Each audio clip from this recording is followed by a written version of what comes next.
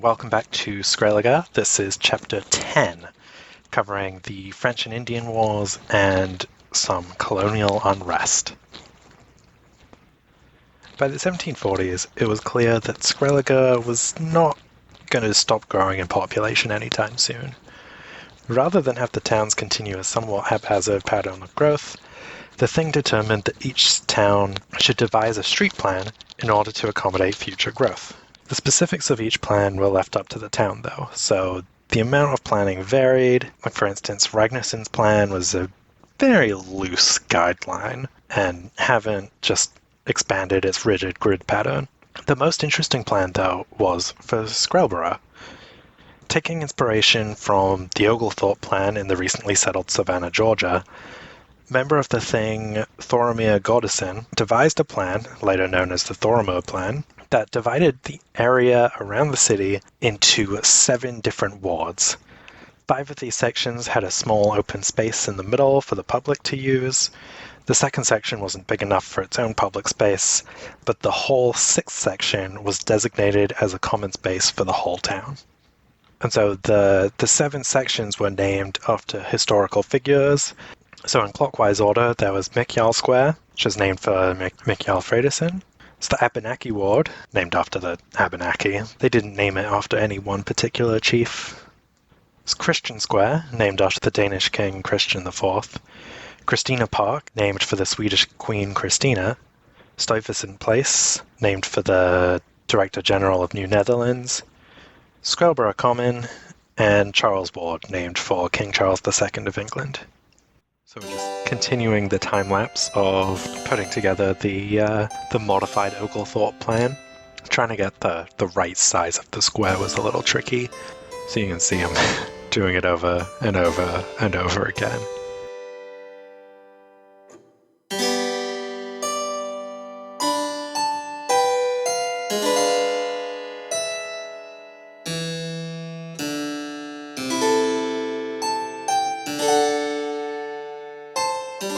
And then it's a little weird because, like we're building the roads, but not the houses, which is kind of not how these things normally get done.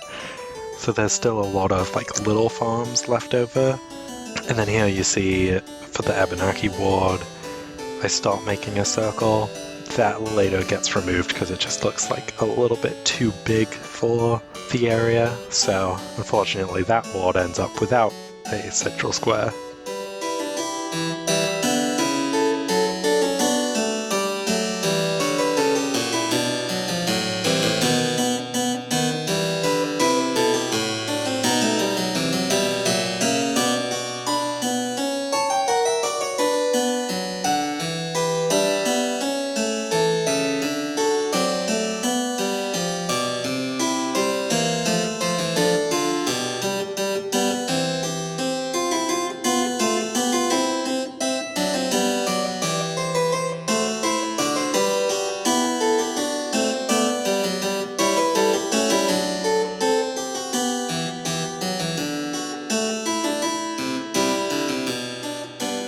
And then up here, figuring out how to get the square to work with the triangle, like the diagonal there, that's another tricky one.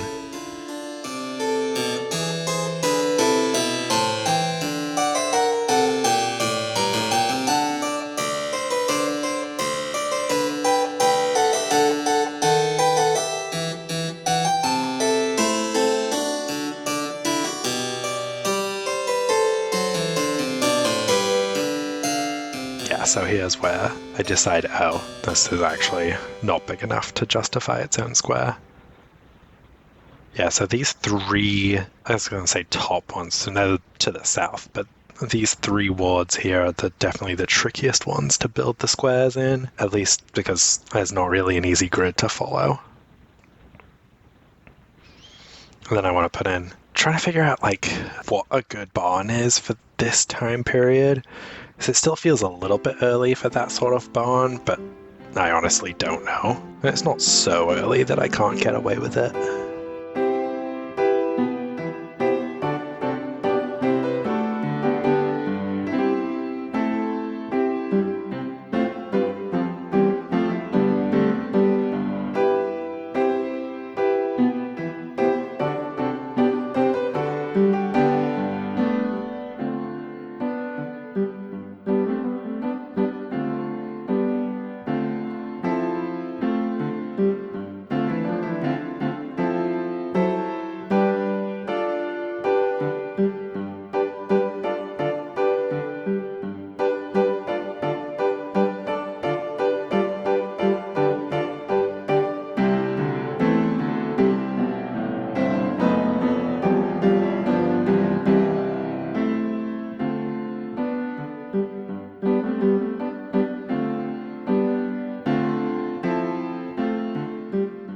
here we're totally just redoing this square now that I figured it out on the other side. So this will actually be nice and symmetrical.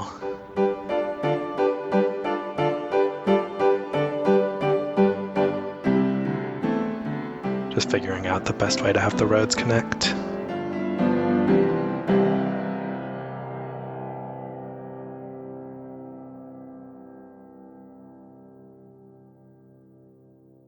Wars were continuing on and off with the French and the Native American allies in the nearby areas of the continent.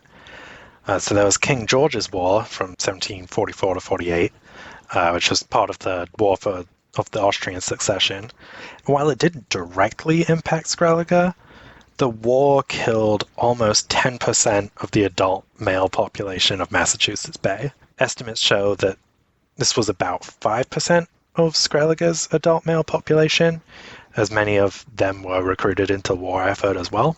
Then right after this conflict, well, basically continuing it, was Father Le Loutre's War from 1749, the very next year, to 1755. And that was fought in Nova Scotia and Acadia. Father Le Loutre's War began due to the English establishing Halifax, which was in direct violation of previous treaties with the Mi'kmaq. Then the biggest war was the French and Indian War from 1754 to 63, part of the 7 Years' War. You'll notice there's some overlap between those, so it was basically constant warfare on and off. The French and Indian War began as a conflict in the Ohio country and became a war where militiamen led by a 22-year-old named George Washington ambushed a French patrol. By 1760, the British had taken over all of Acadia and expelled most of the Acadians in an act that can debatably be called genocidal, and forced the negotiated capitulation of Montreal and Quebec. This was formalized in the Treaty of Paris in 1763, granting all of French North American territory east of the Mississippi River to Great Britain, apart from St. Pierre and Miquelon, which remains part of France to this day, but that's beyond the scope of this episode. Britain also gained a lot of debt, nearly doubling it in the course of funding the 7 Years' War. Efforts to pay off this debt through increased colonial taxation would become one of the causes of the American Revolution, but we'll get there in a little bit. So, with the expansion of the towns, there was also the need for a permanent bridge across the Siguan River. The width of the river, as well as its busy mercantile traffic, meant building a bridge was not previously worth the investment. Frequent ferry services operated from every town on the river, and that wasn't too inconvenient, so people could get across the river fairly easily. With more people immigrating, though, river traffic became busier, and so the cross-river traffic, was just mainly the ferries, was interfering with downstream traffic, like shipping traffic going up the river. And so, while a bridge crossing would be difficult to build, it was starting to become justified. So there were two main locations considered, either a crossing from just outside of Skræligen to Northstead, which was about 384 meters, or a crossing from Middleton to the outskirts of Havant at 272 meters. For the Skræligen-Northstead option, it would be the most convenient since it connected the largest town on the north side to the capital, but the drawback would be interrupting any shipping upstream. So large ships from the ocean wouldn't be able to make it past Skræligen, so Middleton and a few other areas there would lose out. Bigger shipping traffic couldn't really go much further north, so the Middleton-Havant option wouldn't really block much. Most people in Skræligen preferred the first option, so it was more convenient for them, but the leaders of Middleton wanted the bridge to go directly through them. Especially with the wall set up, you could set up a choke point and collect some pretty massive tolls. By emphasizing the significant cost and engineering challenge to the government in Boston, Middleton convinced them to approve the second option in 1753. Work began on a large quarry up the South Stream, the other river in Middleton that forks off the Siguan, to dig up some stone for the bridge, as well as provide domestic building supplies for the expanding towns. So next up is this time-lapse of putting the quarry together. As you'll see, there's going to be a lot of iterating, I think is the nice way of saying. putting things together, thinking it looks crap, and redoing it. Because, for instance, like this road, I think it was like, this is the gravel one, but it's really bright. That'll get fixed in a little bit.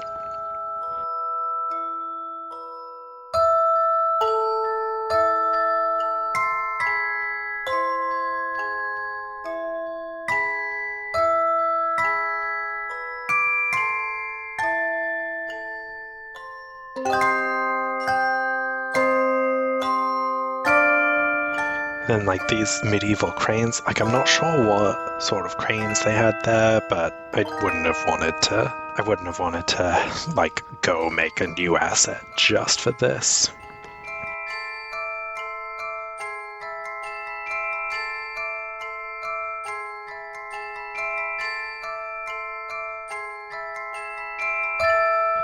And that's when I realized, oh yeah, this color is not gonna work.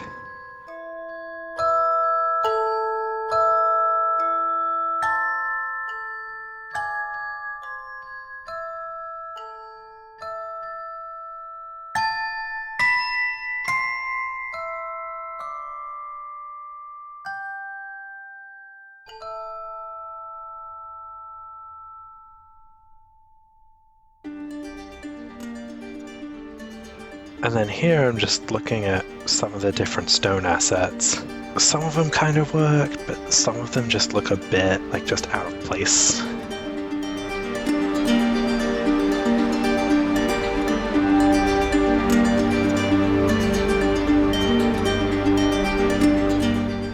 And then eventually I realized, oh right, I could just copy from where I've done this sort of thing before, back over at, well, Esteen, but Colesteen. Keeping track of the different names these places have is a little tricky. It's always a little bit weird how it's like, if this were like exactly how this was in history, it's like, oh, these rocks kind of just appeared out of nowhere. Like if I did one of those before and after shots, it would be weird because rocks don't just come out of nowhere like that without volcanic activity.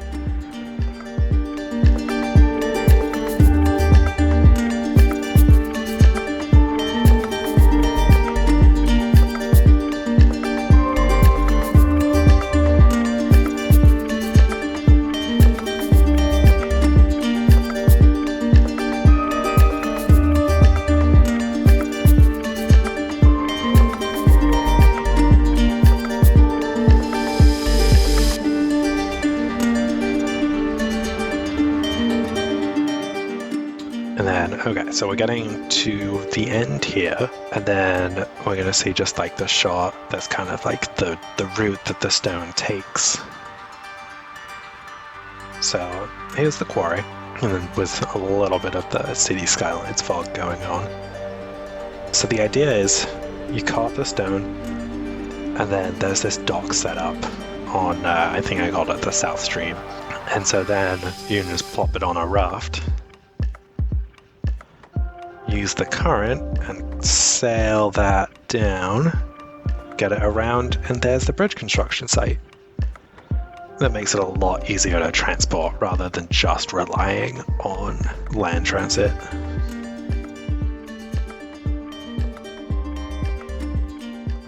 However, the outbreak of the French and Indian War severely cut back construction efforts on the bridge itself. Construction resumed in the 1760s, though with the significant debts going on, the bridge would only be completed in 1769. While all this was going on, various colonies were in charge of doing their own censuses, and up until 1764, Massachusetts hadn't actually conducted any, despite the colonial governor and other British authorities really demanding that one be done. They finally caved in 1764, and while Skrælige had all theirs counted because they had a tradition of doing these sorts of counts, many towns on the mainland were still reluctant to do so, and they had to be pressured by the threat of fines.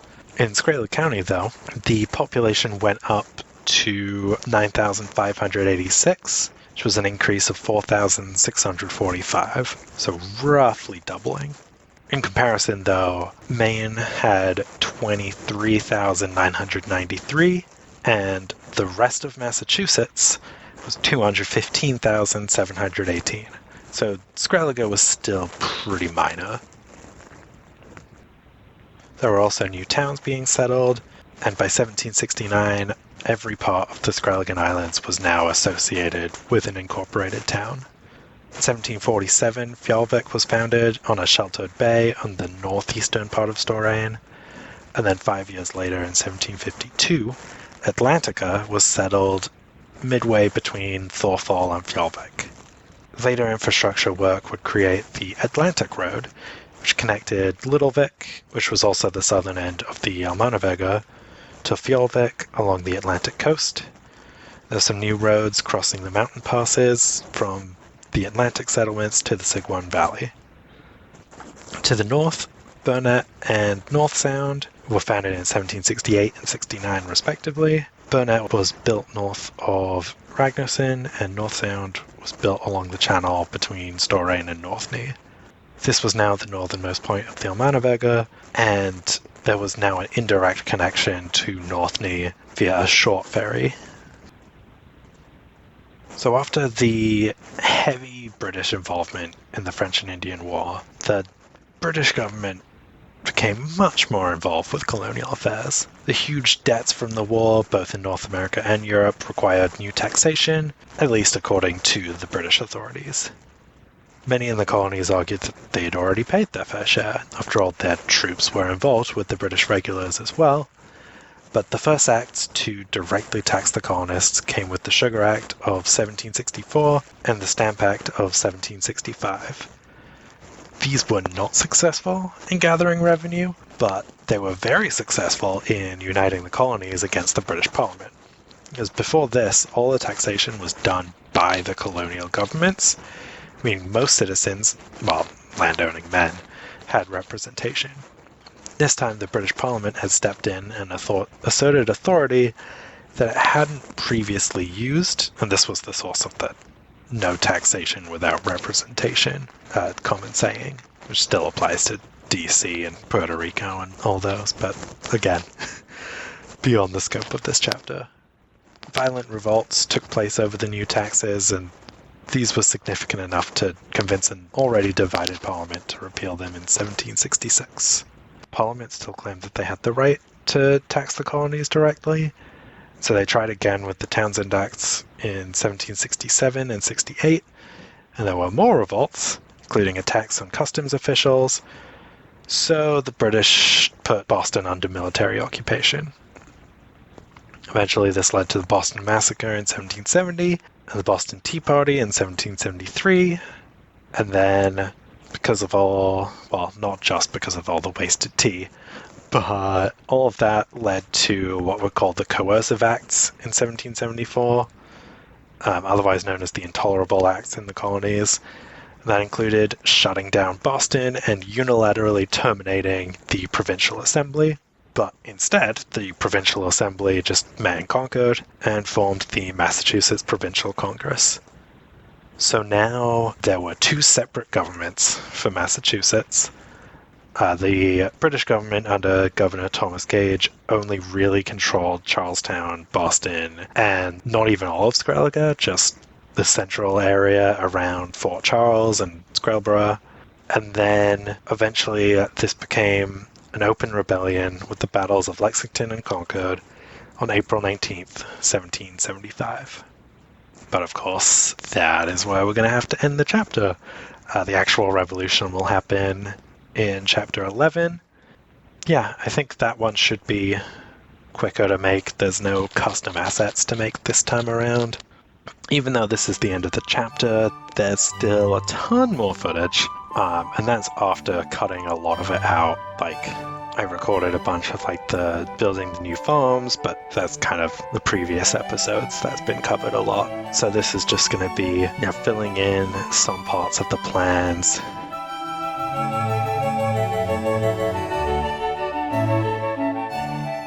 And jumping around from town to town a bit, because this is chronological in the order I actually did the work.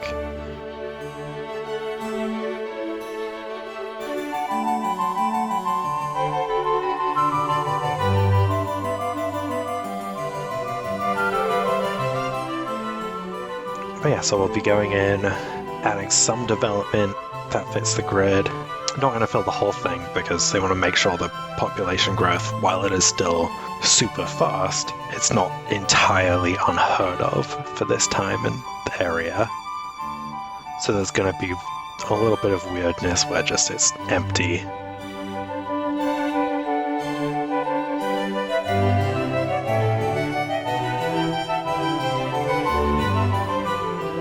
There's definitely some areas where trying to fit to the street pattern is a little tricky. You may also notice how some of the streets I've renamed. My goal is to try to name every street, but there's a lot of them, so we'll see how far I make it in that goal.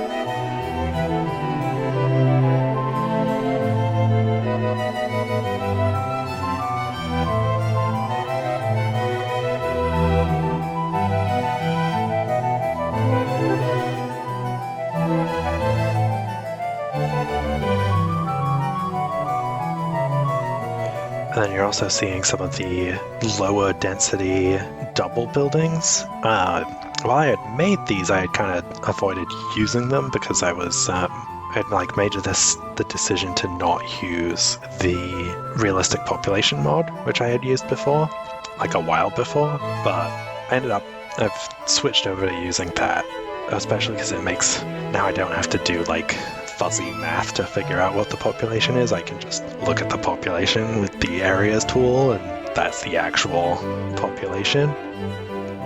And so those double houses make it a lot easier to kind of build out these districts quickly. And I don't want to. Some of them are definitely lower on detail than I would like, but it's kind of the only way to not waste props and detail on things. So it kind of makes it easy to make a good-looking neighborhood from a distance, which is the main thing we're looking for in most parts.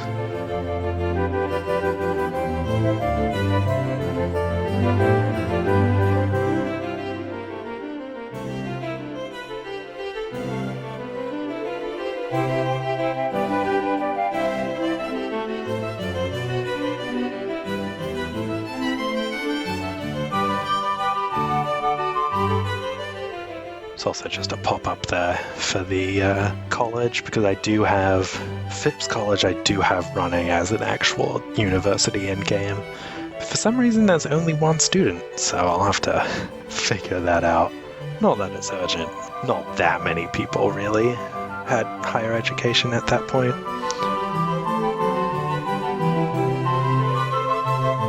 So seeing the nice thing about being able to change the colors of the buildings. I picked the default colors that I think work well, but there's a lot of good custom colors you can do. Oh, and then we have a nice little lighthouse here. So I figured that's a really good spot to, if we want to start having permanent looking installations rather than the little wooden towers I had.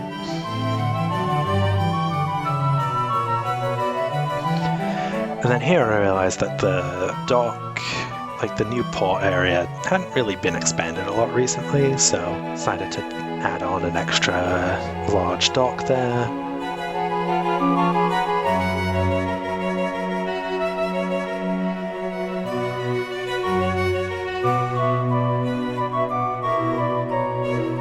Just extending the seawall, and have to procedural object that a little bit.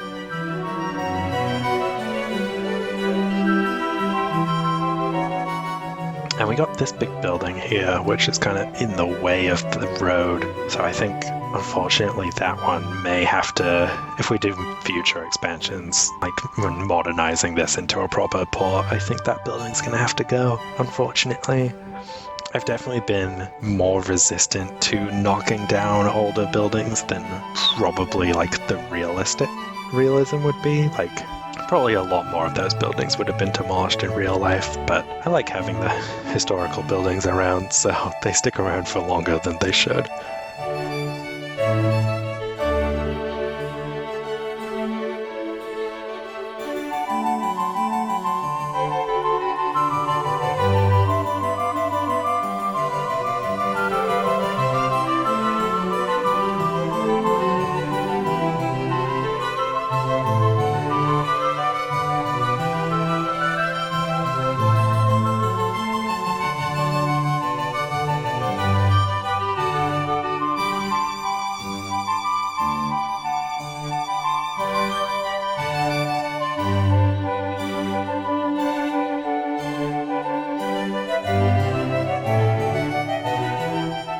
And the other thing you may or may not have noticed in some of these videos is how, well, like some of the time-lapse shots, is how occasionally the river just all of a sudden dries up. So some of the terraforming there should help. And so now we've got like this big pier or jetty or whatever you want to call it. And I can start using, because of the time period, now I can start using these Georgian mills by Do Not Eat. And we're going to get some like real like North American colonial buildings in now.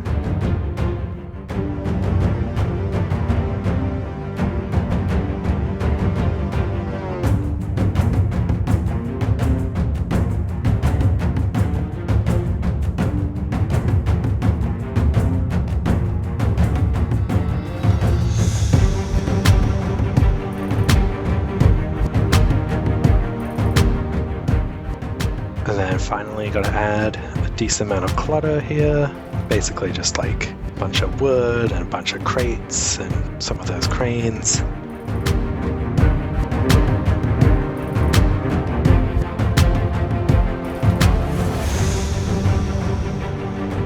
And then that'll be it. So I'll leave you in the outro with all the before and after shots of all the towns. But thanks for watching and have a good one.